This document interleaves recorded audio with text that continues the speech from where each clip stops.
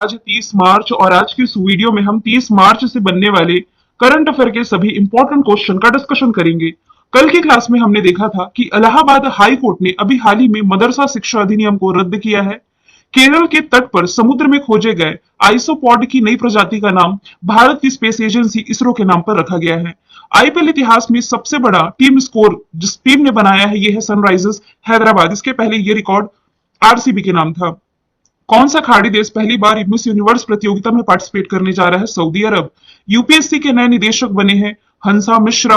ऑस्ट्रेलियाई grand prix formula one race ये जीती है कार्लोस सेंज ने। कल्याण चालुक्य राजवंश का 900 साल पुराना कन्नड़ शिलालेख जिस राज्य में पाया गया है तेलंगाना है। नेशनल इन्वेस्टिगेशन एजेंसी के प्रमुख के रूप में सदानंद वसंत दाते की नियुक्ति की गई है। सीसीआई द्वारा अनुमोदित लैंको अमरकंटक पावर लिमिटेड का अधिग्रहण किया है अडानी पावर लिमिटेड ने। और दिव्यांगों के लिए चुनाव प्रक्रिया को आसान बनाने के पर्पज से रिसेंटली सक्षम ऐप लॉन्च किया गया है। तो चलिए शुरू करते हैं आज का हमारा पहला और इंपॉर्टेंट सवाल। हाल ही में अंतरिक्ष विज्ञान में युवाओं यानी कि यूथ्स को इनकरेज करने के लिए इसरो ने जिस कार्यक्रम की शुरुआत की है इसका नाम हो जाएगा स्टार्ट 2024। इसरो ने इस स्टार्ट 2024 कार्यक्रम की शुरुआत की है जिसकी फुल फॉर्म बनती है S for space science, T for technology, A for awareness and training, यानी कि space science and technology awareness training. Hindi में यदि हम कहें तो अंतरिक्ष विज्ञान और प्रौद्योगिकी जागरूकता प्रशिक्षण, जिसका मेन पर्पस है कि साइंस एंड टेक्नोलॉजी के यानी कि विज्ञान और प्रौद्योगिकी के जो यूजी और पीजी के छात्र हैं इनके लिए अंतरिक्ष विज्ञान और प्रौद्योगिकी में प्रारंभिक स्तर का ऑनलाइन ट्रेनिंग प्रोवाइड कराना।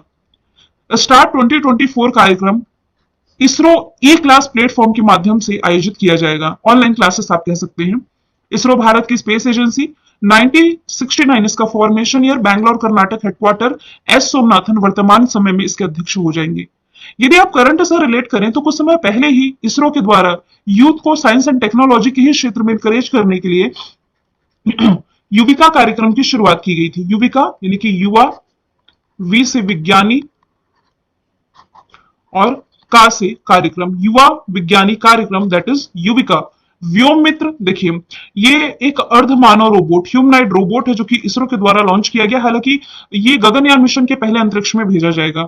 शिव शक्ति, जहां पर चंद्रयान 3 सफलतापूर्वक लैंड कर गया था, इस पॉइंट को शिव शक्ति नाम दिया गया है। ये भी मैंने आपको करंट अफेयर में पढ़ा रखा है, एग्जाम में पूछा गया सवाल है। अगला सवाल है 14th क्रम की जो हॉकी इंडिया सीनियर महिला राष्ट्रीय चैंपियनशिप रही 2024 की, ये किसने जीती है? तो ये रिसेंटली जीत ली है हरियाणा ने। ऑप्शन नंबर ए इसका राइट आंसर हो जाएगा। अभी मार्च में ही महाराष्ट्र के पुणे में major Dhyanchand hockey stadium Pimpri में इस प्रतियोगिता का आयोजन किया गया था। और पहली बार ये जो चैंपियनशिप रही 2011 में आयोजित की गई और अभी इसका 14th एडिशन है जो कि जीता है हरियाणा ने। पहले हम डिस्कस कर लेते हैं भारतीय हॉकी महासंघ के बारे में, इसके बाद हम देखेंगे हरियाणा के बारे में। हॉकी इंडिया की स्थापना 2009 में हुई। दिल्ली में मुख्यालय, दिलीप तरकी वर्तमान में अध्यक्ष हो जाएंगे। अब बात की जाए यदि हरियाणा की तो हरियाणा पंजाब दोनों की कैपिटल चंडीगढ़। मुख्यमंत्री रिसेंटली नायाब सिंह सैनी बने हैं। राज्यपाल बंडारू दत्तात्रेय। नेशनल पार्क में सुल्तानपुर और कलेसर आप रिलेट कर सकते हैं। विजय हजारे ट्रॉफी 2023 की इसी ने जीती। अंतरराष्ट्रीय गीता महोत्सव यहाँ कुरुक्षेत्र में आयोजित किया जाता है। भारत की पहली हाइड्रोजन ट्रेन यही चलाई जाएगी। उत्तर भारत का पहला परमाणु संयंत्र गुरुग्राम हरियाणा में, जहां पर इंटरनेशनल सोलर अलायंस का मुख्यालय है। 37वां सूरज कुंड मेला फरीदाबाद हरियाणा में। और प्रारंभिक स्तन कैंसर का यानी कि ब्रेस्ट कैंसर का पता लगाने के लिए सवेरा कार्यक्रम इसी हरियाणा के द्वारा शुरू किया गया था। आगे चलते हैं। हाल ही में एबल पुरस्कार 2024 किसने जीता है? क्वेश्चन इंपॉर्टेंट है। ये रिसेंटली जीत लिया है रिकेन, माफ कीजिएगा, ऑप्शन 4 इसका राइट आंसर होगा। मिशेल टेक टेलग्रांड। देखिए ये जो एबल प्राइज है इसे मैथ्स का नोबेल भी कहा जाता है। एक लाइन में यदि मैं कहूं तो गणित के क्षेत्र में इन्होंने जो कंट्रीब्यूशन दिया है, मैथ्स के क्षेत्र में दिए गए योगदान के लिए ये प्रतिष्ठित अवार्ड दिया गया है मिशेल टेलग्रांड को। क्रिस्टलिना पिजकोवा, अभी आपको याद होगा अभी भारत ने मिस वर्ल्ड प्रतियोगिता जो कि 27 साल बाद होस्ट करी थी, इसकी विजेता रही है चेक रिपब्लिक की क्रिस्टीना पिजकोवा। नरगिस मोहम्मदी नोबेल पीस प्राइज जो 2023 का रहा, ये नरगिस मोहम्मदी ने ही जीता है। रिकेन यामामोटो प्रिजर आर्किटेक्चर अवार्ड 2024 का इन्होंने ही जीत लिया है। आगे चलते हैं। वर्ष 2024 की ब्रांड फाइनेंस इंश्योरेंस टॉप 100 की रिपोर्ट रिलीज की गई है। इसके अनुसार वर्ल्ड लेवल पर सबसे मजबूत बीमा ब्रांड जो बना है ये बन गया है LIC, भारतीय जीवन बीमा निगम। रिपोर्ट जारी किसने की? रिपोर्ट है ब्रांड फाइनेंस इंश्योरेंस 100 2024 की रिपोर्ट है। LIC की जो ब्रांड वैल्यू है 9.8 बिलियन अमेरिकी डॉलर है। LIC लाइफ इंश्योरेंस कॉर्पोरेशन जिसकी स्थापना 1956 में हुई, मुंबई में हेडक्वार्टर, सिद्धार्थ मोहंती वर्तमान समय में अध्यक्ष हो जाएंगे। 1 जुलाई 1955 को स्थापना हुई थी स्टेट बैंक ऑफ इंडिया की, जिसका मुख्यालय आप पढ़ते हैं मुंबई महाराष्ट्र में। और वर्तमान समय में इसके जो चेयरमैन हो जाएंगे ये हो जाएंगे दिनेश कुमार खारा। TCS यानी कि टाटा कंसल्टेंसी सर्विस, देखिए आईटी क्षेत्र में ना ये भारत का टॉप ब्रांड है, ओवरऑल पूरे वर्ल्ड में दूसरे स्थान पर है। रिलायंस इंडस्ट्रीज लिमिटेड, अभी फॉर्च्यून टॉप 100 कंपनीज की लिस्ट जारी की गई थी, फॉर्च्यून 500 की लिस्ट थी जिसमें टॉप 100 में रिलायंस इंडस्ट्रीज लिमिटेड शामिल थी। पांचवा सवाल है, हाल ही में बारिसो डियो मोएफे ये किस देश के राष्ट्रपति का चुनाव जीत गए हैं? रिसेंटली इन्होंने चुनाव जीता है सेनेगल। लोकेशन यदि मैं दिखाऊं तो आप देख सकते हैं ये एक वेस्ट अफ्रीकी कंट्री है। सेनेगल में मतलब कि यहाँ जो चुनाव हुए 54.28% वोट के साथ 44 वर्ष ये जो फे है इन्होंने इस देश का चुनाव जीता है। कैपिटल इसकी डकार, करेंसी CFA फ्रैंक हो जाएगी। अच्छा, सेनेगल के जस्ट ऊपर आप देख पा रहे हैं मोरिटानिया की लोकेशन, कुछ दिन पहले ही मैंने इसके बारे में आप लोगों को पढ़ाया है। आज अफ्रीका का फुल मैप मैंने ऐड किया है, तो क्यों ना एडिशनल जानकारी में हम स्टैटिक जीके ही रिलेट कर लेते हैं। जैसे कि मैंने कई बार आपको बता रखा है, इकलौता ऐसा महाद्वीप है जिससे कि ट्रॉपिक ऑफ कैंसर, आगे यदि आप देखेंगे तो ये भारत में 8 राज्यों से गुजरता है। ट्रॉपिक ऑफ कैप्रिकॉर्न यानी कि मकर रेखा और इक्वेटर, ये तीनों ही गुजरती हैं अफ्रीका महाद्वीप से। अफ्रीका महाद्वीप जिसे पठारी महाद्वीप या अंध महाद्वीप के नाम से जाना जाता है। यहीं से निकलती है नील नदी। देखिए नील नदी जो है ना ये विक्टोरिया लेक से निकलती है, यहां से निकली और यहाँ पर इजिप्ट होते हुए इजिप्ट में आसवन बांध बनाती है और फिर ये मेडिटेरियन सी भूमध्य सागर में गिर जाती है। ये जो आप मेडागास्कर वाला हिस्सा देख रहे हैं ये पहले इस हिस्से में सटा हुआ था। प्लेट परिवर्तन की घटना आपने पढ़ी होगी, इससे टूटते टूटते ये अलग होते होते इतना अलग हो गया है। ठीक है, अब चलिए यहाँ पर नामीबिया की लोकेशन है, यहाँ साउथ अफ्रीका की लोकेशन है। तो इन दोनों देशों से भारत ने चीतों के लिए समझौता किया है। हालांकि साउथ अफ्रीका से आप क्या रिलेट कर सकते हैं? एक इवेंट एंड समिट का क्वेश्चन मेरे दिमाग में आ रहा है। अभी लास्ट ईयर का जो ब्रिक्स समिट रहा था ये साउथ अफ्रीका के जोहान्सनबर्ग में ही आयोजित किया गया था। हालांकि आप ये जरूर याद रखिए कि अब जो नेक्स्ट होगा 2024 का ब्रिक्स समिट ये होस्ट करने जा रहा है रशिया। यहाँ पर अल्जीरिया की लोकेशन है, कुछ याद आया? दुनिया की तीसरी सबसे बड़ी मस्जिद यहीं पर बनने जा रही है। अब ऑप्शन के थ्रू हम देखें तो अलेक्जेंडर स्टब ये बने हैं फिनलैंड के नए राष्ट्रपति, लूला दी सिल्वा ये हैं ब्राजील के, और मालदीव के मोहम्मद मोइजू ये नए राष्ट्रपति हालिया बनाए गए हैं। तो आप रिलेट कर सकते हैं। छठवां सवाल है, हाल ही में न्यायमूर्ति मोहम्मद यूसुफ फानी ये किस राज्य यूटी के न्यायाधीश के रूप में शपथ लिए हैं? तो जम्मू कश्मीर के नए न्यायाधीश के रूप में मोहम्मद यूसुफ फानी ने शपथ ली है।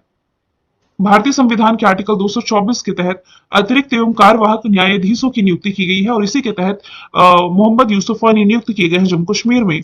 जम्मू कश्मीर जिसकी राजधानी श्रीनगर, जहां पर आप स्टेच्यू ऑफ पीस पढ़ते हैं, शांति की प्रतिमा, जिसका उद्घाटन गृह मंत्री अमित शाह ने किया था, माफ कीजिएगा। और भारत की पहली कैनबिस मेडिसिन परियोजना यानी कि भांग को एज ए मेडिसिन इस्तेमाल किया जाएगा जम्मू कश्मीर में ही। भद्रवाह राजमा को जीआई टैग मिला, बसोहरी पेंटिंग को भी जीआई टैग मिला है। चिनाब नदी पर दुनिया का सबसे ऊंचा रेलवे ब्रिज का उद्घाटन प्राइम मिनिस्टर नरेंद्र मोदी कर चुके हैं। जल जीवन मिशन के तहत उत्कृष्ट प्रदर्शन करने वाला शहर श्रीनगर है। कुपवाड़ा में बंगस वैली फेस्टिवल का आयोजन किया गया और युवा मतदाता जागरूकता एम्बेसडर के रूप में सुरेश रैना की नियुक्ति की गई है। ठीक है, आगे चलते हैं। भारतीय सेना ने पहला सेना कमांडर सम्मेलन 2024 का जो आयोजित किया है ये रिसेंटली आयोजित किया है दिल्ली में। ये क्षेत्रीय सेना और दिग्गजों के कल्याण से संबंधित प्रमुख एजेंडों पर फोकस्ड होगा। इंडियन आर्मी ये अपना स्थापना दिवस 15 जनवरी को मनाता है। जल थल वायु सेना तीनों का हेडक्वार्टर दिल्ली में। मनोज पांडे वर्तमान समय में इसके प्रमुख हो जाएंगे। अच्छा, उत्तराखंड इस साल क्या होस्ट करने जा रहा है? इस साल जो 38वें नेशनल गेम्स है ये होस्ट करने जा रहा है उत्तराखंड। असम ने क्या होस्ट किया था? खेलो इंडिया यूनिवर्सिटी गेम्स का जो इस साल का चौथा एडिशन था जिसमें टॉप पर चंडीगढ़ यूनिवर्सिटी रही। जबकि पूर्वी खेलों का जो खेलो इंडिया गेम्स था यह आयोजित किया गया नागालैंड में। मार्च 2024 में किसने भारत के लोकपाल की न्यायिक सदस्य के रूप में शपथ ग्रहण कर लिया है? तो आंसर हो जाएगा option number C, Rituraj Awasthi ने 27 मार्च 2024 को। शपथ वर्तमान में जो लोकपाल है एएम खानविलकर, इन्होंने दिलाई है। इसके पहले न्यायमूर्ति ऋतुराज अवस्थी भारत के 22वें विधि आयोग के अध्यक्ष के रूप में कार्य कर चुके हैं। साथ ही में पंकज कुमार और अजय तिर्की ने भी लोकपाल के नए सदस्य के रूप में शपथ ले ली है। किशोर मकवाना ये अनुसूचित जाति आयोग के रिसेंटली अध्यक्ष बनाए गए हैं। हंसा मिश्रा, कल ही इनका मैंने डिस्कशन किया था, इनकी नियुक्ति यूपीएससी के निदेशक के रूप में की गई है। और फिर राष्ट्रीय जांच एजेंसी नेशनल इन्वेस्टिगेशन एजेंसी के प्रमुख के रूप में सदानंद वसंत दाते की नियुक्ति की गई है।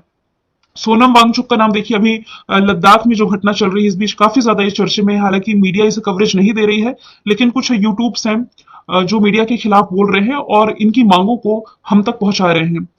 7 अप्रैल, मतलब आम जनता को पता नहीं लद्दाख में क्या हो रहा है, मीडिया कभी नहीं दिखाएगी इसे और ना ही दिखा रही है। यूट्यूब पर कुछ ऐसे मैं नाम नहीं बोलूंगी, यदि आप थोड़ा अवेयर रहते हैं तो इसका पूरा रूट से क्या मुद्दा है, क्यों लद्दाख में 10% आबादी सरकार के विरोध में आ गई, सब कुछ आपको यूट्यूब पर अवेलेबल हो जाएगा। तो देखिए ये जो सोनम वांगचुक है ये 7 अप्रैल को बॉर्डर मार्च शुरू करने जा रहे हैं।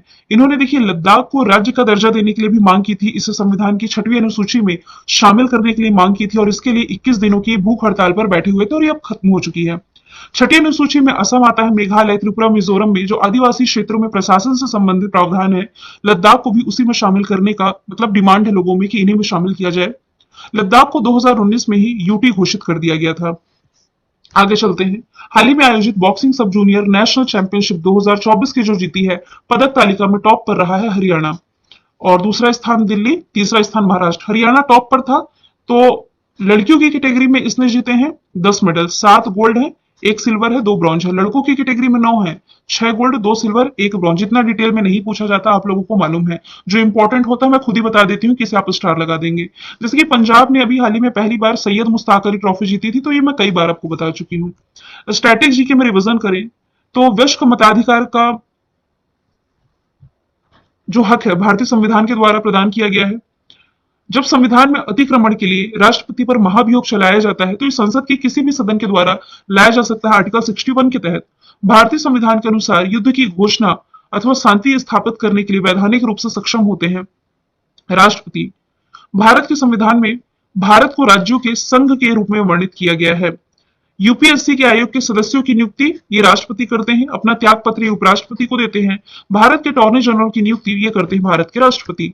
कल मैंने आपसे पूछा था, कई पन्नियों और खबरों में था किस राज्य का 26वां जिला बना, अरुणाचल प्रदेश राइट आंसर था। आज का सवाल है प्रो कबड्डी लीग का जो 10वां सीजन था इसका विजेता कौन बना है।